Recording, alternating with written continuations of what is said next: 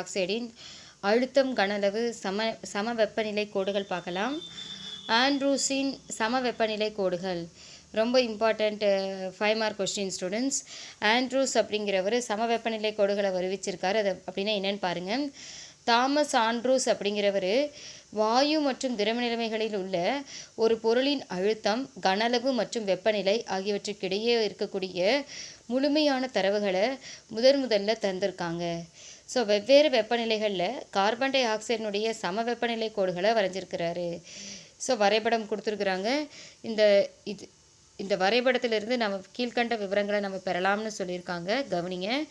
குறைவான வெப்பநிலையில் வரையப்பட்ட வெப்ப சமநிலை கோடுகளில் உதாரணமாக 13 டிகிரி செல்சியஸில் அழுத்தம் அதிகரிக்கும் போது ஏபியின் வழியே பிஐ அடையும் வரை என்னாகுதுன்னா கனளவு குறையுது. ஓகேவா? ஆண்ட்ரூஸ் வரைபடம் பாருங்கள் ஸ்டூடெண்ட்ஸ், இதுதான் இருக்குது. இப்போ இந்த வரைபடத்தில் என்ன சொல்லியிருக்காங்க அப்படின்னா, குறைவான வெப்பநிலையில் வரையப்பட்ட சம வெப்பநிலை கோடுகளில் 13 டிகிரி செல்சியஸில் அழுத்தம் அதிகரிக்கும் போது ஏபியின் வழியே பிஏ அடைகிற வரைக்கும் கனளவு என்னாகுதுன்னா குறையுதுன்னு சொல்கிறாங்க. பாருங்கள், 13 டிகிரி செல்சியஸ். ஸோ இங்கே 13 டிகிரி செல்சியஸ் இங்கே இருக்குது பார்த்தீங்களா? இந்த 13 டிகிரி செல்சியஸ் 13 டிகிரி செல்சியஸில் என்னாகுது? கனளவு குறையுதுன்னு,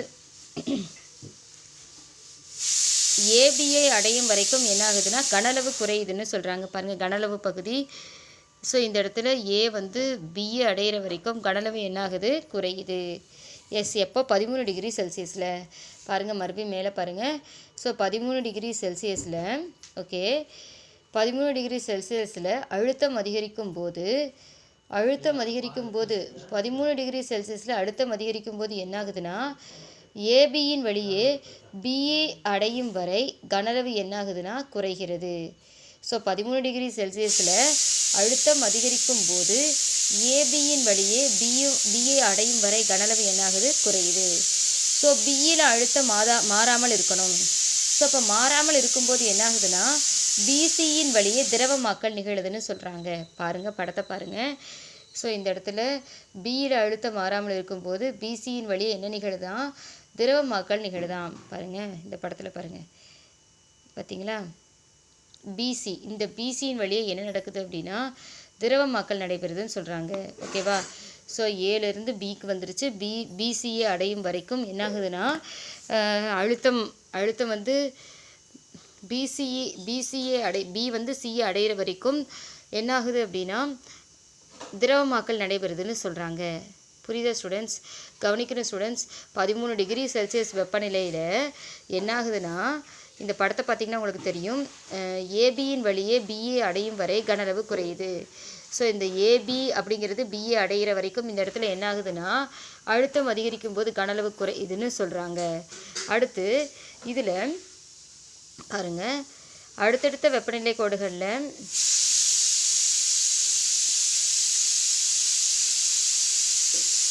அழுத்தம் மாறாமல் இருக்குது ஸ்டூடெண்ட்ஸ். பியில் அழுத்தம் மாறாமல் இருக்குது. அப்போ பிசியின் வழியே என்ன ஆகுதுன்னா பியில் அழுத்தம் மாறாமல் இருக்கும்போது பிசியின் வழியே திரவமாக்கல் நடைபெறுது. பாருங்கள், இதுதான் பி. இந்த பியில் என்ன ஆகுது? அழுத்தம் மாறாமல் இருக்குது. அழுத்தம் எப்படி இருக்குது? ஸோ இங்கே சொன்ன அதே அழுத்தம் தொடர்ந்து மெயின்டைன் ஆகுது. அழுத்தம் மாறாமல் இருக்கும்போது சிஏ அடைகிற வரைக்கும் என்ன ஆகுதுன்னா திரவமாதல் நடைபெறுது. திரவமாயிட்டே இருக்குது. ஓகேவா? எஸ். அடுத்து பாருங்கள், பார்க்கலாம். ஸோ சியில் திரவமாகல் நடைபெறுது. மேலும் வாயு மற்றும் திரவ நிலைமைகள் இரண்டும் ஒரு சேர காணப்படும். காணப்படும் பியில் அழுத்தம் மாறாமல் இருக்கும்போது பிசியின் வழியே திரவமாக்கல் நடைபெறும். அந்த நிலைமையில் பார்த்திங்கன்னா வாயு மற்றும் திரவ நிலைமைகள் இரண்டுமே காணப்படும்னு சொல்கிறாங்க. ஸோ சியை அடைஞ்சிருது. பி சியை அடைஞ்சிருச்சு அப்படின்னா சியில் வாயுவானது என்ன ஆயிரும்னா முழுவதும் திரவமாக மாறிடும். ஓகேவா? ஸோ ஃபஸ்ட்டில் கார்பன் டை ஆக்சைடு திரவம் பியில் இருக்கும்போது வாயுவாக இருக்கும், கனளவு குறைஞ்சி இருக்கும். அப்படியே பியிலிருந்து சிக்கு வர என்ன ஆகிக்கிட்டே இருக்கும்னா சிக்கு வர அழுத்தம் மாறாமல் இருக்கும்போது வாயு திரவமாகிக்கிட்டே இருக்கும். சியை அடைஞ்சதும் எல்லா வாயுவுமே திரவமாக மாறிடும். சியில் உள்ள அழுத்தத்தை விட அதிக அழுத்தம் தரப்படும் போது சியில் ஒரு குறிப்பிட்ட அழுத்தம் இருக்கும் ஸ்டூடெண்ட்ஸ். அதை விட நம்ம என்ன பண்ணுறோம்? அதிக அழுத்தத்தை கொடுக்கும்போது என்னாகும்னா திரவம் மட்டும்தான் அமுக்கத்திற்கு உள்ளாகும். ஸோ அதனுடைய கன அளவில் எந்த மாற்றமும் வராதுன்னு சொல்கிறாங்க. படத்தை பாருங்கள். ஸோ அப்போ என்னாச்சு அப்படின்னா, இந்த இடத்துல ஒரு கார்பன் டை ஆக்சைடு வாயு ஏலேருந்து பிக்கு போச்சு. அழுத்தத்தை நம்ம அதிகரிக்கும் போது பியை அடைஞ்சதுக்கப்புறம் அழுத்தம் மாறாமல் இருக்குது. அப்போ பியில் இருந்து சிக்கு வர வர அந்த கார்பன் டை ஆக்சைடு வாயு கொஞ்சம் கொஞ்சமாக அதே அழுத்தத்தில் திரவமாக மாற ஆரம்பிச்சிருக்கு. அதை சுருங்குதல் பகுதின்னு சொல்கிறாங்க. சியை அடையும் போது முழுவதுமே என்னவாயிரும் அப்படின்னா எல்லா கார்பன் டை ஆக்சைடுமே திரவமாக மாறிடும்னு சொல்கிறாங்க. புரியுதா ஸ்டூடெண்ட்ஸ்? ஓகேவா? திரவமாக மாறிடுச்சு. சி அடையும் போது முழுவதும் திரவமாக மாறிடுச்சு. இப்போ நம்ம அழுத்தத்தை நம்ம உயர்த்தினோம் அப்படின்னா திரவம் மட்டும்தான் அழுத்தத்திற்கு உட்படுமே தவிர கன அளவில் மாற்றம் வராதுன்னு சொல்கிறாங்க. ஓகேவா? அப்போ அழுத்தத்தை நகர்த்தினா கூட என்ன ஆகாதுன்னா அதனுடைய கன அளவில் மாற்றம் வராதுன்னு சொல்கிறாங்க. வாயுனுடைய கன அளவில் மாற்றம் வராது. ஓகேவா? சரி, அடுத்தடுத்த வெப்பநிலைகளில் பார்த்திங்கன்னா சமநிலை கோடுகளும் இதே தன்மையே பெற்றிருக்கு. ஸோ தட்டையான பகுதியின் அளவு குறைஞ்சிக்கிட்டே வருது ஸ்டூடெண்ட்ஸ். அதாவது திரவமும் வாயுவும் ஒரு சேர காணப்படும் கன அளவு வீச்சு குறைஞ்சிக்கிட்டே வருது. ஸோ தட்டையான பகுதி பாருங்கள், இந்த இடத்துல தட்டையான பகுதினா இதுதான். இது அப்படியே போக போக என்ன ஆகிட்டே இருக்குது, குறைஞ்சிக்கிட்டே இருக்குது. எஸ், அப்படி இருக்கும். குறைஞ்சிக்கிட்டே இருக்குதுன்னா இந்த இடத்துல திரவம் வாயுவும் கலந்து தான் காணப்படுதுன்னு அர்த்தம். ஒரு குறிப்பிட்ட வெப்பநிலையில் பார்த்திங்கன்னா தட்டையான பகுதி குறைஞ்சிக்கிட்டே வந்துச்சு. அதாவது திரவம் வாயும் ஒரு சேர காணப்பட்டுச்சுன்னு சொன்னோம். காணப்படக்கூடிய வீச்சு குறைஞ்சிக்கிட்டே வருதுன்னு சொன்னோம் இல்லையா? திரவமும் வாயுவும் கலந்து இருக்கக்கூடிய வீச்சு குறைஞ்சிக்கிட்டே வருது. அதாவது 31.1 டிகிரி செல்சியஸ் வெப்பநிலைக்கு வந்துருச்சு அப்படின்னா 31.1 டிகிரி செல்சியஸில் பார்த்திங்கன்னா குறைந்துக்கிட்டே அது வரைக்கும் என்ன ஆகிட்டே இருக்குது, குறைஞ்சிக்கிட்டே இருக்குது.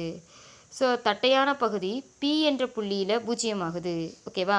31.1 டிகிரி செல்சியஸில் தட்டையான பகுதி இல்லாமல் போயிட்டு அந்த இடத்துல பிங்கிற புள்ளியில் பூஜ்ஜியமாகுது.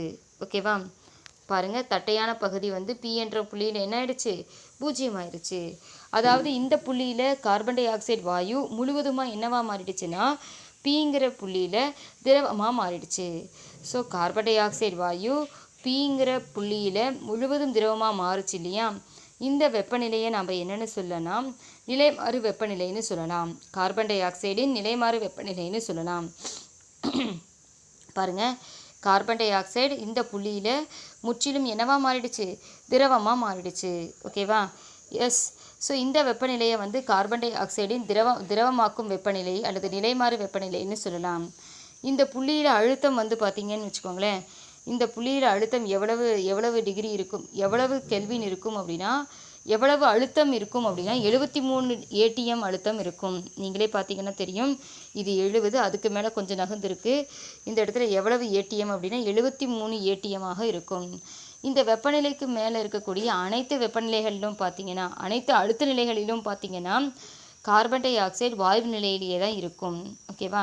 இதுக்கு மேலே எப்படி இருக்குன்னா வாயு நிலைமையில் இருக்கும். ஆனால் இந்த புள்ளியில் மட்டும்தான் 73 வளிமண்டல அழுத்தத்தில் மட்டும்தான் கார்பன் டை ஆக்சைடு 73 வளிமண்டல அழுத்தம் 31.1 டிகிரி செல்சியஸ் வெப்பநிலையில் மட்டும்தான் என்ன ஆகுனா கார்பன் டை ஆக்சைடு வாயு நிலையிலே இருக்கும்.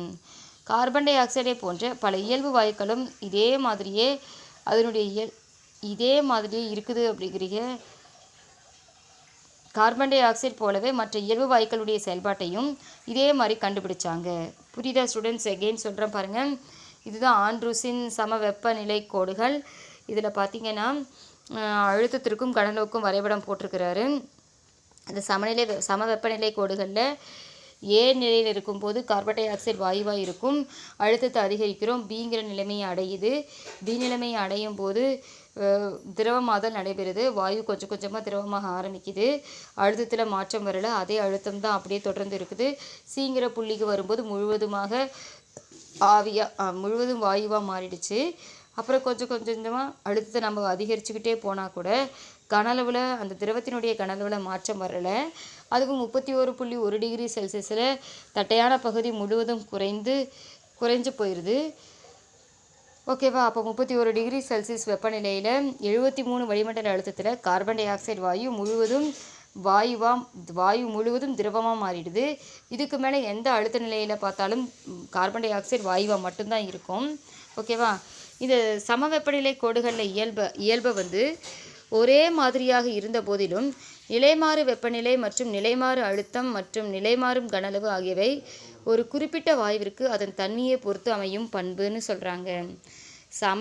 சம வெப்பநிலை கோடுகளுடைய இயல்பானது ஒரே மாதிரியாக இருந்தால் கூட அது எதையெல்லாம் பொறுத்திருக்கும்னா நிலைமாறு வெப்பநிலையை, அந்த வெப்பநிலையில் நிலைமாறு அழுத்தம், நிலைமாறு கனளவு, இது எல்லாமே ஒரு வாயுவுக்கு, ஒரு குறிப்பிட்ட வாயுவுக்கு அதன் தன்மையை பொறுத்து அமையும்னு சொல்கிறாங்க. இதெல்லாம் நிலைமாறு வெப்பநிலை, நிலைமாறு அழுத்தம், நிலைமாறு கனளவு, இதெல்லாம் அந்த வாயுவினுடைய தன்மையை பொறுத்து அமையும்னு சொல்கிறாங்க. சரி, நிலைமாறு மாறிலிகளை நாம் பின்வருமாறு வரையறுக்கலாம். ஓகேவா? எந்த ஒரு வெப்பநிலைக்கு மேலே அதிக அழுத்தம் அளிக்கப்பட்டால் கூட ஒரு வாயுவை திரவமாக்க இயலாதோ அந்த வெப்பநிலை தான் நிலைமாறு வெப்பநிலைன்னு சொல்கிறோம்.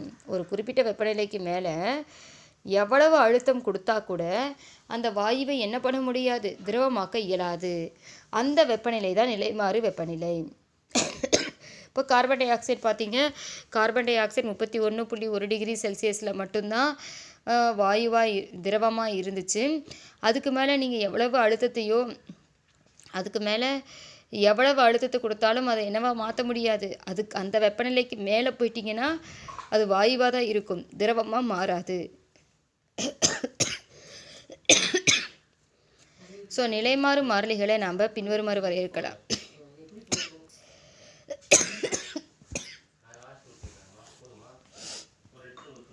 பாருங்க ஸ்டூடெண்ட்ஸ், ஸோ ஒரு அதிக அழுத்தம் எந்த ஒரு வெப்பநிலையிலும், எந்த வெப்பநிலைக்கு மேலே அதிக அழுத்தத்தை கொடுத்தா கூட ஒரு வாயுவை திரவமாக்க முடியாதோ அந்த வெப்பநிலை தான் நிலைமாறு வெப்பநிலைன்னு சொல்கிறோம். ஓகேவா? சரி, நிலைமாறு வெப்பநிலை படிச்சுக்கோங்க, 2 மார்க் கொஷின். அடுத்து நம்ம பார்க்குறது நிலைமாறு அழுத்தம், பிசி. ஒரு மோல் வாயுவை எடுத்துட்டு அதை நிலைமாறு வெப்பநிலையில் திரவமாக்க தேவைப்படும் குறைந்தபட்ச அழுத்தம் தான் நிலைமாறு அழுத்தம், பிசி. ஒரு மோல் வாயுவை எடுத்துக்கிறோம். அந்த ஒரு மோல் வாயுவை அதனுடைய நிலைமாறு வெப்பநிலையில் என்ன பண்ணுறோன்னா திரவமாக்குறோம். அந்த திரவமாக்க தேவைப்படும் அந்த குறைந்தபட்ச அழுத்தம் தான் நிலைமாறு அழுத்தம்னு சொல்கிறோம். எகெயின் சொல்கிறேன், கவனிங்க. ஒரு மோல் வாயுவை அதன் நிலைமாறு வெப்பநிலையில் திரவமாக்க தேவைப்படும் குறைந்தபட்ச அழுத்தம் தான் என்னென்னா நிலைமாறு அழுத்தம், பிசி.